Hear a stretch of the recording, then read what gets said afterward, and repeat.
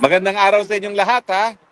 Ngayon po ay ilang araw na, 64th day ng pagkakakidnap kay Tatay Digong.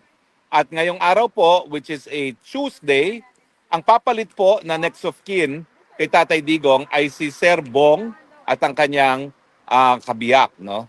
Sir Bong, kailan po kayo dumating dito? Kaninang umaga lang, nag-stop over kami ng Dubai and then straight na dito. Mm-mm. Ano ang inaasahan nyo? No? Kailan nyo huling nakita si Tatay Digong? The last time I saw him sa Davao pa, pag nagkikwentuhan kami sa bahay. So it's been a while, mga siguro 2 months ko na ang kalipas. Ang huling na pag-meet din namin ni Sir Bong ay sa bahay din niya. Oh yeah. Nakatira siya sa distrito ni Sir Ungab na malayo sa sentro ng Davao. Pero napakaganda ng bahay niya.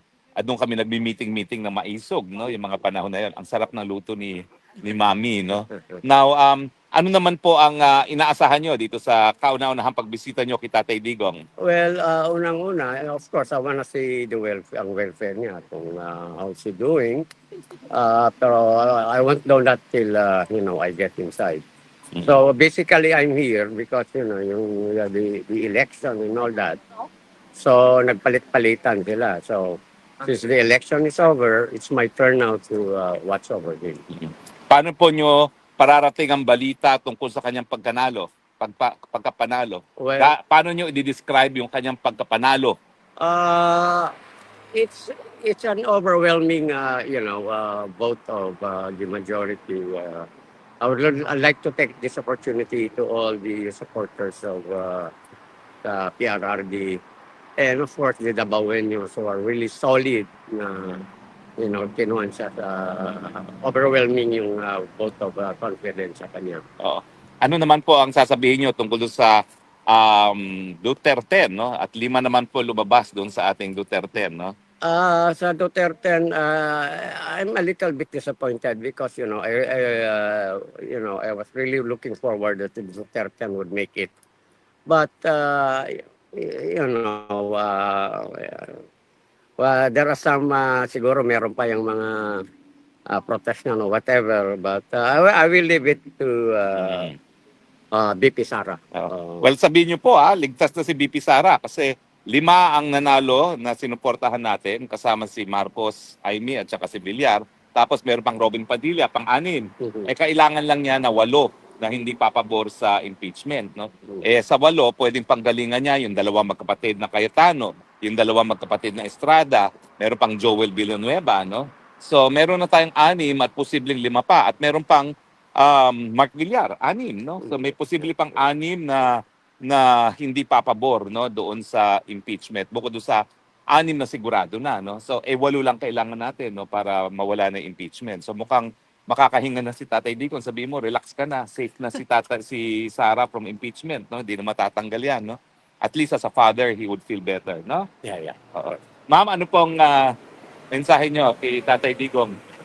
Nag-aantay lang kami sa iyo dito, PRRD. Katatag ka lang yan. Oo. Alam niyo po, 63rd day na. Ilang araw na ba? Tama ba 63rd o 64th? 64 na, 64 days. Hindi po nawawala ng tao dito, no? At meron po tayong mga kasama dito ngayon. Ma'am, halik kayo kasi pupunta ngayon dito si Sir Bong. Saan po kayo galing, ma'am? Galing po kami sa Minnesota. Ay, nako, ang layo ha. Talagang dinayo niyo siya from Minnesota. Bakit po? Dinayo namin kasi si Tatay Digong ang mahal namin na presidente, pinakamabait at saka pro-poor. At saka hindi tayo hinahayaan noong siya pa ang presidente. Ma'am, ano po pangalan niyo? Luz Roslyn. Roslyn. Kasama Pero ko yung asawa ko niyo. dito. Pero Ma'am Roslyn, never niyo pa na-meet ng personal si Tatay Digong, Hindi no? ko pa siya nakita, never met in person, pero kilala natin kasi siya ang presidente. At anong mensahe niyo? Dahil padadala ni Sir Bong ang mensahe niyo. Ang mensahe ko kay Tatay Digong, Tay, magmalig-on ka, Tay. Mahal na mahal ka namin. Kaya nandito kami. So, Tay, Sabihin niyo naiiyak si Roslyn.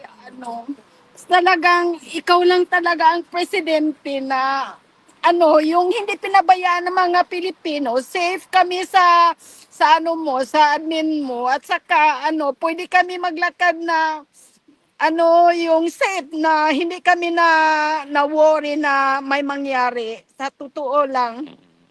So, Ako, maraming salamat sir ha, pakirelay ha. Yes, sir. Complete stranger na si Roslyn, nasa Minnesota, bumiyahe at nandito ngayon. Nasa labas lang kami ng wall. Sabihin mo, sa labas ng wall mo, hindi nawawalan ng mga Pilipino, walang iwanan. Meron din tayong kasama na galing sa talaga. Berlin, ha? O galing Germany, halika kayo.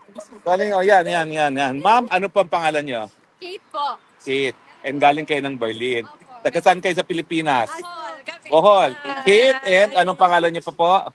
Si Mayet Mayet. Signi. O yan, papasok na po ngayon si Sir Bong, ang nakababata kapatid ni Tatay Digong. Ano pong papasabi niyo sa kanila kay Tatay Digong?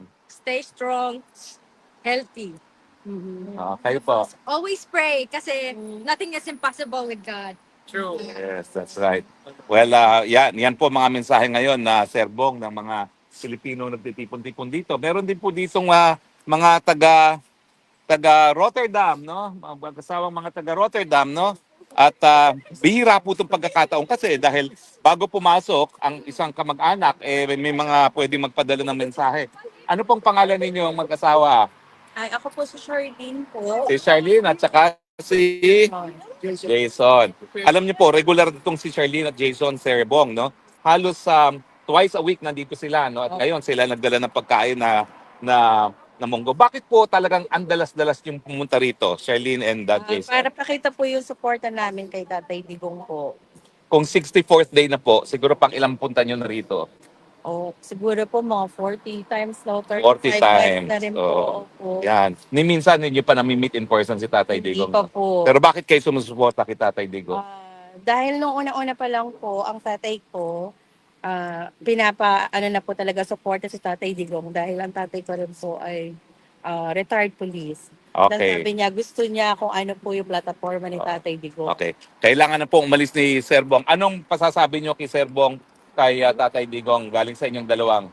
Pakisabi po, magpakalakas po siya. Hinihintay po namin siya sa labas. Maraming salamat. Jason, your words to Tatay Digong para mapa-relay ni Sir Bong.